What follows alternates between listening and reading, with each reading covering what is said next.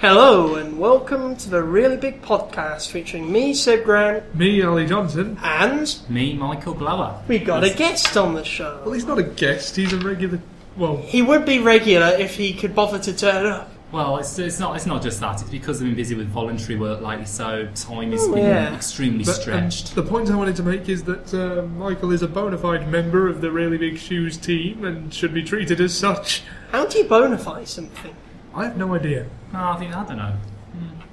Yeah. Does anyone want to hear some news? Yeah, sure. What's been going on lately? Right, loads of things. Have you heard that they found a dinosaur that's really old? Oh yeah, it was, I think it was supposed to be like the first dinosaur. A dinosaur that's really old? Yeah. I think it's supposed to be the first one in existence. They think it was the first ever one. In fact, there might be even older ones, but they're amazed because it's older than they thought they should be. The oldest one they've found yet? Yeah. Yeah. Because when I was a bit confused, because when you said a dinosaur that's really old, I thought, well, okay, how many young dinosaurs are there? Good point. I mean, why don't they bring out some new ones? We haven't had any new ones for quite a while, like 65 million years. You know, I mean, the T-Rex was quite good, so was the Velociraptor. We need more like them. Why haven't we cloned them yet? I'd love to, see a dinosaur in real life. Like, I mean, in sort of a controlled environment, obviously. Well, yeah, not like in the middle of Nuneaton town centre, although that would help with the population crisis, wouldn't it? It probably would. Right, and also some more news. Don't know what you guys make of this, let me know. The French are less fertile now than they used to be. What's that? The French less fertile? They're less likely to have kids. How come? Well, no one knows. There's just less, French people that are successful in conceiving. What's your opinion, Michael? I don't know, really. That seems quite seems quite a bit of seems quite a surprise, really. In my experience, the French are some of the loveliest people I've met. Right. Yeah. Now, what do you think it could be? I don't know. Garlic poisoning? No idea.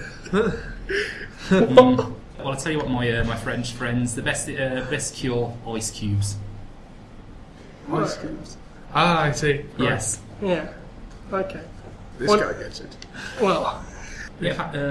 But what about that nice thing we were talking about earlier at the coffee shop? The Chancellor Osborne, he's decided to reduce taxes and bring pensions up. That's serious news. Do we really want to be talking about serious things on this show? Well, it's not really, because, something good has come of this. It is good, but I don't want to be accused of political bias. Well, yeah, but something good is happening, so something must be wrong. Well, that's quite good, yeah. I think there's some quite good things in that sort of mini-budget. He said he was going to put like a £4 billion squeeze on benefit. What do you mean by squeeze on it? What it means is that various people who are claiming, say, over a certain amount, like £60,000, £70,000 in benefits, there's going to be a cap, so you can't earn more on benefits than you would in work. Not just because it's incentivised. The limit, yeah, right. I was just wondering, that's all. Not that it's going to matter if the Mayans are right. We had a serious moment on this show. We talked about politics and taxes and business news. I did hear at some point from Sam, so take it well salted if you must, that George Lucas actually believes that the world is going to end on the 21st of this month. Well, that explains why he so willingly gave up the Star Wars franchise. In fact, he quite literally kissed his franchise goodbye. Oh, yes. Yeah. One of my favourite Star Wars quotes is, "Not for saving your skin for the 10th time. 9th time, that business on Cato Nevoya doesn't count." I think something sexual happened, to do with ladyboys. Well, the thing I love about it is it's so open to interpretation. Yeah, definitely. Right. More odd news. None of this serious stuff about world politics. Okay. And Star Wars. Yes. There was an emu that was robbing people. An emu robbing people? Yeah, this happens in New Zealand somewhere like this. Rod Hull would be ashamed. Anyway, this was a big emu that was going into houses, robbing stuff and running away. Do you know how they stopped it? How did they stop it? Someone who was being robbed punched the emu in the face and it knocked it out and they took it away. You're right. But no wonder it got away with it. Have you seen an emu? They're actually very big. Yeah. And they've got powerful legs. They could kick someone, quite well. And not only that, their slapped arse faces are really terrifying. Yeah. They look like a frustrated old housewife. One of them could beat up Ollie easily. I mean, I think Michael would actually stand a fair chance against an emu. I think the emu would kick my ass, though. You've got a height advantage. You're about the same height as one. I could take an emu. Well, you're in a wheelchair. You haven't got that much, fighting prowess. I wouldn't be in the chair. On your knees, like fighting an emu. I can be surprisingly manoeuvrable. Right, great. So you think you could take an emu? Yeah, I think next week on the show, Ollie will fight an emu live on the radio. Bring it on. Yes. Let's find a consenting emu. Anyway, I've got another bit of news. Yeah. Scientists have made a coconut that tastes like pineapple. Really? Yeah? Genetic engineering food. Yeah, sure.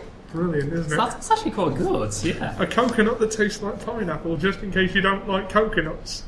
Oh, yes, sir. So go and eat pineapples. Exactly. Oh, these are interesting veg. Yes, I've actually got a sample here of some of the interesting vegetables, courtesy of those scientists. These chips need ketchup. Oh, hang on a minute, they look like tomatoes. Thank you, science. Do you know what I like about this show? What? That we get to humiliate Ollie. Oh no, I know what's coming. Alright, let's hear some more of your humiliating stories. I mean, right. Michael, you should listen to some previous episodes. Remember this until we were on the phone last night. I think I must have repressed it. But sweet. The most humiliating experience of my life. I mean, you're going to laugh at this. You're going to say it's like spilt milk and whatever, because it's not really that serious. It's nothing to do with ladyboys, is it? No. It was on holiday, but it wasn't. Right. Nothing to do with getting married by accident? No. It's a doddle. So it's not anything that would happen in the Hangover movies? I should point out that I was 10 at the time. Oh, well... Okay, so be more light-hearted.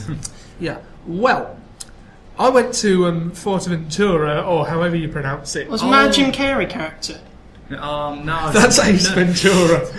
I've been to Fortaventura. It's a lovely place. Yeah. It's boiling hot, though. That's why I love it. Yeah, I like it too. But the moon was visible at all times, I remember, which I thought was You didn't think the moon was your mother, did you? What? Well, you could have mistook the two, because the moon's supposed to be bigger at various parts of the hemisphere. So you could have been following the moon home and, asking it to buy you things. I'm going to overlook that you pretty much just called my mum fat. No, I called her a celestial body. Okay. Some celestial bodies are very small, like black holes, but they're also very massive. So, take that as a compliment. Back on topic. Yeah. Back on topic. There was this group. I don't know what you'd call them, but those groups that kids are free to hang around in on holidays. Like, did you ever see that episode of Only Fools and Horses when Del Boy enters Rodney's art in a competition and he has to pretend he's 14? Oh yeah, one of those social groups that the reps do. Yes. Yeah. They tried to get me in one of them when I was. It wasn't mandatory to be one of them, but you could hang around with them, and I hung around with them from time to time. Now, the time came when there was a karaoke night. All right. And the woman that was in charge of this social group said she wanted to see me on karaoke. Mm-hmm. Now, you might think this is not a big deal. I'll point out that, there are mice that had more confidence than me. Ooh. And also, my mum was there and she wanted to see me on karaoke. And, how am I going to say this? You didn't sing Rock Me Amadeus, did you? No. That would have been awesome. Did you know that you can hear the C word in that song?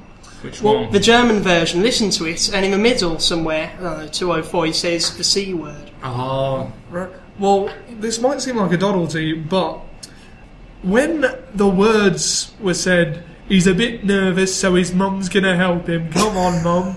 I can still... because that's helping with the whole confidence thing. I can still feel all their eyes on me, and that's not even the worst part. They picked a song that I didn't know, that I told them I didn't know, but because it was by a band that my dad liked, my mum figured I must know it. Wait a minute, your dad's from Manchester, so I'm guessing it's Oasis. You were telling me about... If you weren't correct, I'd say that's racist, but you were absolutely right. I don't remember... Manx aren't a race, they're people from Manchester. Well, okay, fair enough. It's not a race, but it was Oasis. I don't remember the title of the song or how it went. I'd never heard it before, so as soon as the music started, I knew I wasn't going to do anything. I just lost the power of speech. Stage fright. How did it go? I can't remember. It was 11 years ago. But a song that he didn't really know. I imagine you probably would have just become scared shitless. Stage fright, just lost your nerve. Has anyone ever been scared shitful? Well, oh god, they all looked at me, and with contempt. My mother was there. I didn't even look. I couldn't look at them. I was just looking down. I could scarcely even look at the monitor at the lyrics, and then just choked out the odd sound that sounded just more like. So what, were you singing the whole Oasis song like that? Like,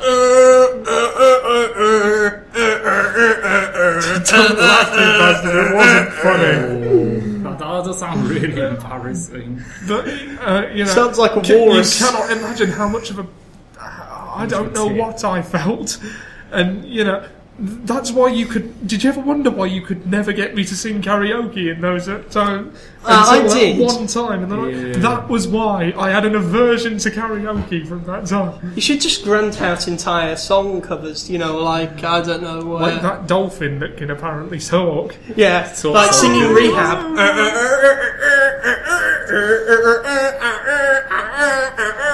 But after going to college, having done a drag act and doing some stand-up now and then, I'd say it still goes about in drag from time to time.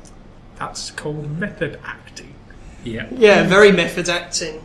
Yeah, my confidence is healed, but I will never forget that. I will never forget, the eyes that I could feel on me, like they were branding me with... I just wanted it to end. Those 2 minutes felt like years.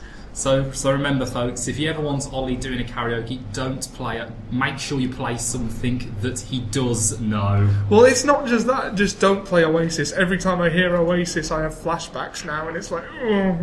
Ollie, I have a confession for you. I've been humiliating you every single episode in the last, season. And, with stories of your childhood and your misconceptions. And because I feel that sorry for you, I'm going to let you off now, and let's humiliate Michael for a while. I want you to do a Christopher Lee impression of him saying various things. I've got an idea. I'm going to get out a book, and he is going to say various things in his book. What, you want him to read is Christopher Lee? Yes. Right, we'll start at a random page here. And we're going to get Michael to read as Christopher Lee. Go on, start for a bit. Downtown Fort McMurray, casinos, motels, bright lights and traffic. I'm miserable. The Oil Sands Hotel. If only I was getting paid for this, folks. Go on, just do one more paragraph. This is gold. I think we're enjoying this more than the listeners. A small section of the forest is preserved, as it once was across the whole region. Don't be fooled. Just beyond the river, the trees have been cut down. Burned in the fire of industry. I'm going to be saying Forests have fallen, but that's it, not my fault. Many of these trees were my friends. But what do you think of this? Pretty good. Excitement. I've got some excitement for you. Guess who we've got on the show? Who? Professor Lirrick? No, he's still on holiday. In fact, he's still in Mykonos. Yes, he's still in Mykonos, and apparently he's enjoying his holiday. We've got a holiday update from him. If you, oh right, yeah, you'd like this guy, Mike. Professor Lirrick, have you? No, I haven't. No, well, not for a long time, anyway. Well, I heard he overanalyses his lyrics. Yes. And he's actually isn't he like got a master's degree in musicology? I think. Yeah, musicology. Oh yes. Oh, it's great. Anyway, holiday update from Professor Lirrick. Hello.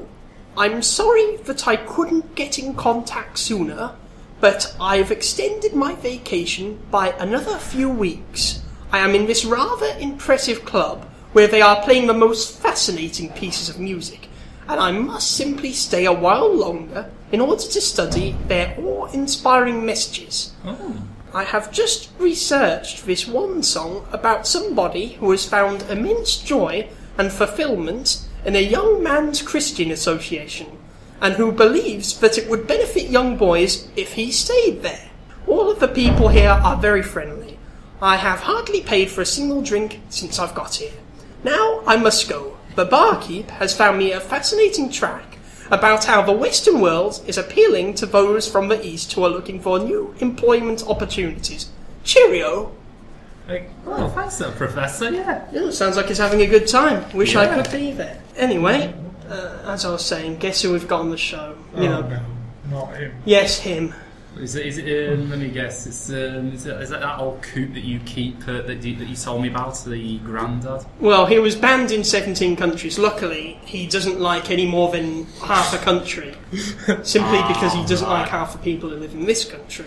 Mm-hmm. He sounds like a very interesting man. Well, I suppose you could almost describe him as a racist Grandad. Do you want to have a go at the jingle, Michael? I haven't really fully learned it, so... It's very simple. It's just racist Grandad, the racist Grandad. Racist Grandad, the racist Grandad. Very good. Yeah, very good. Have you heard about this giant mosque they're building in London?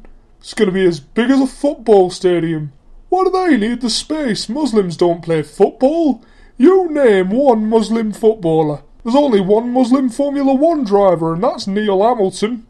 Bloody foreigners, they should have built something useful, like homes for the homeless or a miners' welfare club. All they do all day is meditate and find their inner chi, and why do they kneel to Allah and kiss the carpets? Do they taste like chocolate or something? I hear when they go for a piss, they have to piss facing Mecca, and if the urinal isn't facing it, they'll piss out the window. How do they know? Do they carry compasses under their funny hats? What happens if you take them off? Does a spirit fly from under it? I've had 73 different jobs in my life. Actually, I may have exaggerated. I've had about 63. These days you get all this outsourcing, sending our jobs away abroad for foreigners to do. Your jobs and my jobs, they belong to you and me in this room specifically. We own them. You can't get a nuisance phone call without hearing an Indian accent or Bengali tiger music in the background. Whatever happened to good old-fashioned English nuisance phone calls? I remember when you'd answer the phone and a home counties accent would be trying to sell you double glazing. Bloody southerners, we should send them all back to the south. The bloody cartoons that we let our children watch these days. Back in my day we used to watch Huffin' the Donkey. He used to run around the beach all day and then eat a carrot. I was watching a cartoon yesterday about these Americans, and they were all yellow, like they had a disease. Why yellow? Why not a good old English colour like turquoise? And all this Japanese stuff that they show kids is too violent. There was this one show when blonde people were flying around and beating each other up for money.